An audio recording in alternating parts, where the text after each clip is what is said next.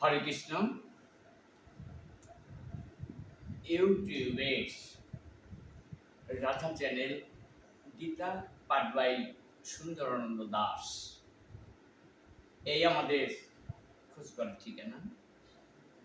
এই ঠিকানার পক্ষ থেকে যারা দেখছেন, যারা চলছেন, চলতে চলতে দেখছেন, খেতে খেতে দেখছেন, ঘরের মধ্যে দেখছেন, কিংবা বাইরে গাড়িতে, ট্রেনে, হাটে বাজারে যারা এই চ্যানেলগুলো দেখছেন, তাদের পরম উপকার হবে, চরম না। তাই তাদেরকে আমি আমার আন্তরিক শ্রদ্ধাঞ্জলি জানিয়ে এবং তাদের কৃষ্ণভক্তি ও দীর্ঘ জীবন প্রার্থনা করে আজকে আমাদের একটা পৌরাণিক টপিকস, খুব সুন্দর, সবাই শুনবে।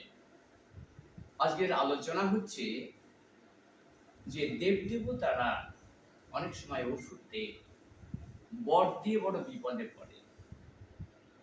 প্রমাণ বিকাশুর বা বর্ষাসুর।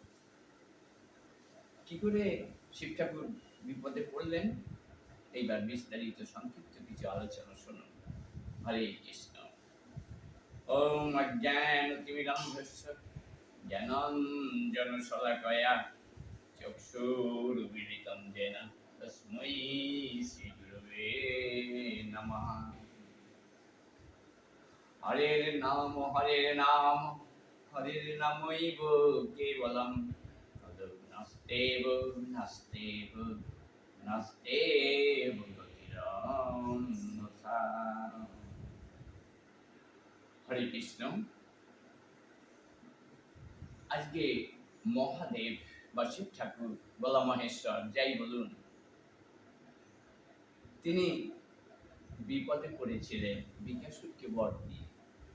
হ্যাঁ, যাকে উপকার যে স্বীকার করে না, অকৃতজ্ঞ, দস্যুরেরা সবাই অকৃতজ্ঞ। একদিন ওই বিকাশুর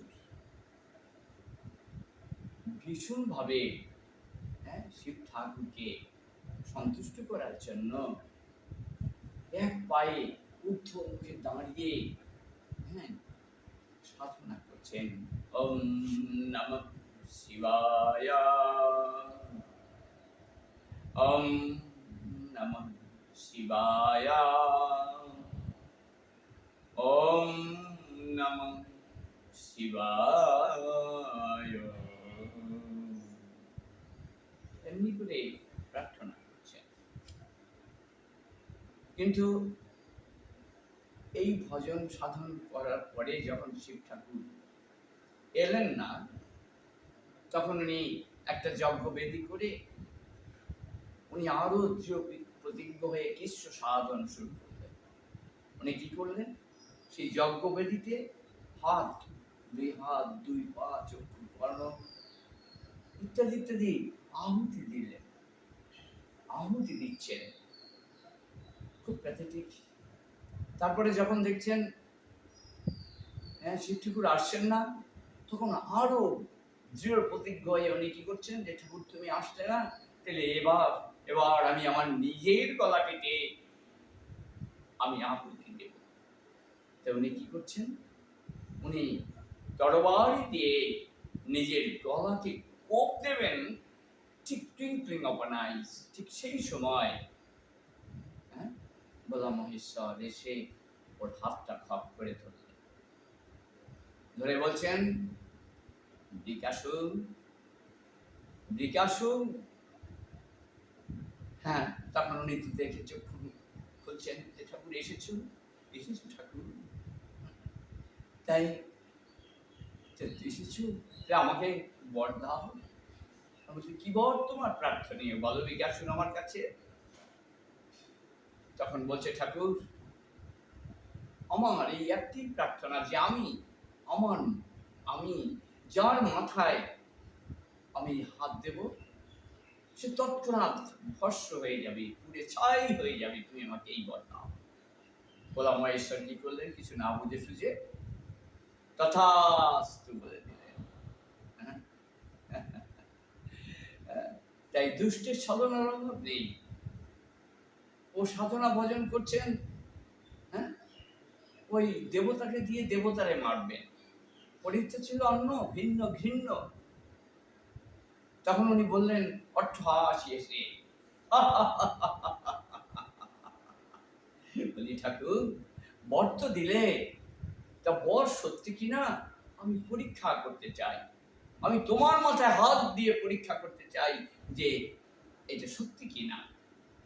আর শিব ঠাকুর তৎক্ষণাৎ তার বোধোদয় হলো, তিনি পড়ি কি মরি, হ্যাঁ, সে তখন ওই স্থান ত্যাগ করে, হ্যাঁ, বাঁচাও বাঁচাও বাঁচাও, দু হাত তুলে যে বলায়তি সজীবতী, উনি পালাতে লাগলেন, উনি ব্রজের দিকে ছুটে গেলেন।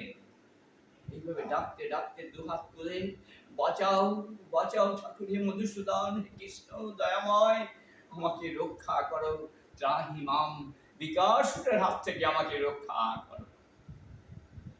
ভগবান তাড়াতাড়ি কি করলেন, বাল রূপ পরিগ্রহ করে, হ্যাঁ, উনি সম্মুখে এসে দুইজনের মাঝে দাঁড়ালেন এবং দাঁড়িয়ে বলছেন, ভগবান শ্রীকৃষ্ণ, বালকৃষ্ণ, কেন তুমি মহাদেবকে, শিব ঠাকুরকে তাড়াচ্ছ কেন, ভোলা মহেশ্বরকে তাড়াচ্ছ কেন তুমি? তখন বলছে, কে তুমি? বলে, আমি একজন ব্রজের বালক। তুমি বলো কি? তখন বলছে যে উনি আমাকে আশীর্বাদ দিয়েছেন, আমি যার মাথায় হাত দেব সে তৎক্ষণাৎ ভস্মীভূত হয়ে যাবে। তাই বর সত্যি কিনা আমি পরীক্ষা করতে চাই, ওনার মাথায় আমি হাত দিতে চাই। ছলনাময়ী, ছলনার অভাব নেই। উনি দেখলেন সর্বনাশ। উনি বলছেন, তুমি দেবদেবতাকে বিশ্বাস করো? বলে, না, কবি নেই, কখনোই না। হ্যাঁ, আমি ছলনা করে আমি শিবানীরে প্রাপ্ত হতে চাইছিলাম, এক ঢিলে দুই পাখি মারব। তখন বলছে, দেখ, দেবতারই যখন মানো না, তখন এই ভোলা মহেশ্বর, হ্যাঁ, ওর বরের কি দাম আছে, তুমি বিশ্বাস করো? তাই তো বিশ্বাস করতেই তো চাইছি। বলে, তুমি হাত দেখো, তোমার হাত থেকে একটু গরম গরম লাগছে। ভগবান কি ছলনাময়। তখন কি করলেন, ওর সাথে ছলনা, বলে, দেখ, দাহা মিথ্যা, তুমি এইসব বিশ্বাস করো না, বিকাশ বিশ্বাস করো না। তো বলছে, ঠাকুর তাহলে কি করবো? ওর মনে সন্দেহ ঢুকিয়ে দিল। তখন ওই কানে হাত দিয়েছে, কালে না, আমার হাতে তো কোনো লক্ষণ দেখা নেই গরমের। তাইলে তো এই বর মিথ্যা। হ্যাঁ, ওর মনে ভগবান মিথ্যা ধান্দা ঢুকিয়ে। তার বলছে, হে বিকাশুর, এইগুলি ডাহা মিথ্যা কথা। তোমার অন্যের মাথা খুঁজে বেড়াচ্ছ কেন? এই বর সত্যি কিনা তার নিজের মাথায় হাত রেখেই পরীক্ষা করে দেখো না, সব মিথ্যা। তখন বলছে, হ্যাঁ, ঠিকই তো।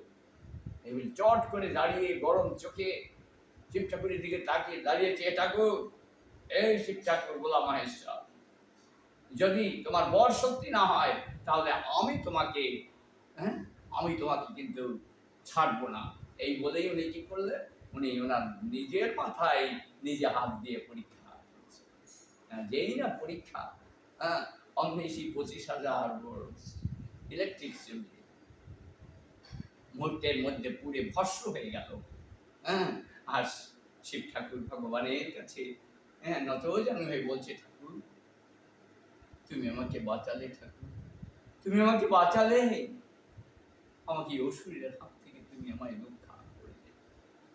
তাই দেখুন, শিব ঠাকুরের যদি এই দুর্গতি হতে পারে বর দিয়ে, তাহলে জড় জগতে অসুর কেন তাদের বলছে যে তারা ভগবানকে মানে না, এরা ভগবানকে মানে না?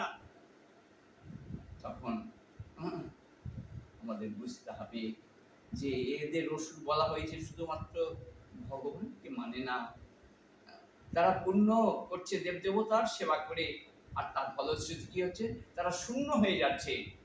আর এই শূন্য হতে হতে হতে এই সমস্ত জড় জগৎটা আধ্যাত্মিক মরুভূমি হয়ে গেছে, মরুদ্যান নেই।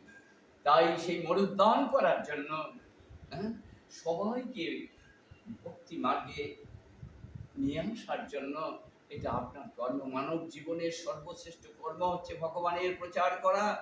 এইটাই ছিল প্রভুপাদ হিসেবে এসেছি ভক্তি বেদান্ত স্বামী ছিল Prabhupada, international society for Krishna consciousness, আন্তর্জাতিক কৃষ্ণ ভাবনা অমৃত সংঘের প্রতিষ্ঠাতা আচার্য, ভক্তি বেদান্ত স্বামী ছিল প্রভুপাদ। এটাই মানুষকে শিক্ষা দিয়েছেন। মর্তের মানুষেরা, তোমরা যদি সত্যি সুখী হতে চাও, শান্তি পেতে চাও, বড় হতে চাও, তাহলে তোমরা ভগবানের প্রচার করো, ভগবানের কথা বলো, যুগ ধর্ম পালন করো, নিয়ম শৃঙ্খলা পালন করো। তাই সেই এসোনায় আসুন আমরা সবাই যেন অসুর না হই, আমরা যেন সুর হই এবং ভগবানের নাম প্রচার করি। তাই আপনারা আমার সাথে বলুন, হরে কৃষ্ণ কৃষ্ণ কৃষ্ণ হরে হরে, হরে রাম রাম রাম হরে হরে। এই প্রার্থনা রেখে সবাইকে পুনশ্চ কোটি কোটি দণ্ডবত না শেষে ভালোবাসা জানিয়ে ও একটি সমর্থন করার জন্য এই বিনীত প্রার্থনা করে আজকের এই ক্ষুদ্র প্রবচন এখানেই সমাপ্ত করলাম। হরে কৃষ্ণ।